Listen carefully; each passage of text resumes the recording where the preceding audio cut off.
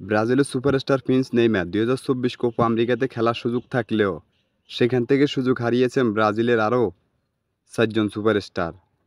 বিস্তারিত জানতে ভিডিওটা শেষ পর্যন্ত দেখুন। হ্যাঁ দর্শক, নেইমার ২০২৪ কোপা আমেরিকা খেলতে পারবে সেটা ব্রাজিলের মাস্টারমাইন্ড কোচ ডরিবল জুনিয়র জানিয়েছেন।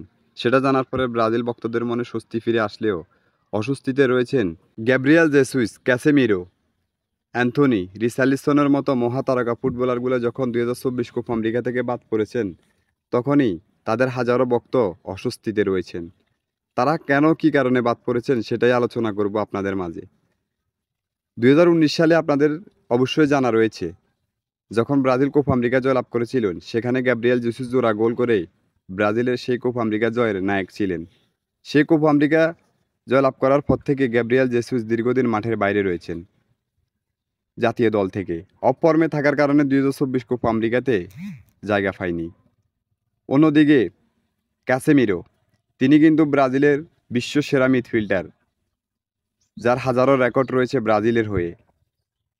তিনি বাদ পড়েছেন ইনজুরির কারণে। ক্যাসেমিরো ইনজুরির কারণে বাদ পড়লেও অ্যান্থনির বাদ পড়াটা ভিন্ন।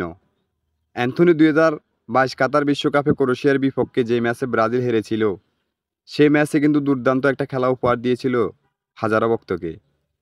তিনি নারী কেলেঙ্কারির অভিযোগে অভিযুক্ত হয়। তারপর থেকেই দীর্ঘদিন তিনি দলের সাথে নেই। সেই অভিযোগ কাটিয়ে উঠলেও অফর্মে থাকার কারণে তারও জায়গা হয় না ২০২৪ কোপা আমেরিকাতে।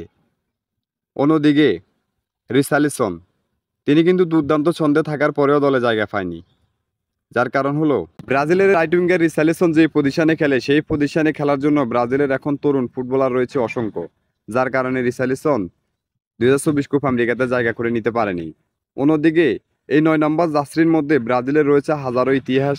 এই জার্সি পরে হাজারো তারকা ফুটবলারগুলো খেলে হাজারো রেকর্ড করে গিয়েছেন। যে রেকর্ডটা করতে পারেননি হয়তোবা ব্রাজিলের হয়ে রিসার্লিসন। যার কারণে রিসার্লিসনও বাদ পড়েছেন ব্রাজিলের মাস্টারমাইন্ড কোচ ডরিবল জুনিয়রের স্কোয়াড থেকে। ব্রাজিলের মাস্টারমাইন্ড কোচ ডরিবল জুনিয়র যে ২৩ জনের স্কোয়াড ঘোষণা করেছে, ২০২৪ কোপা আমেরিকার জন্য ২৬ জনের স্কোয়াড ঘোষণা করবে। সেখানে এখনও পর্যন্ত ৩ জনের নাম বাকি রয়েছে। সেই ৩ জনের মধ্যেই আশা করি নেইমারের নাম আসবে।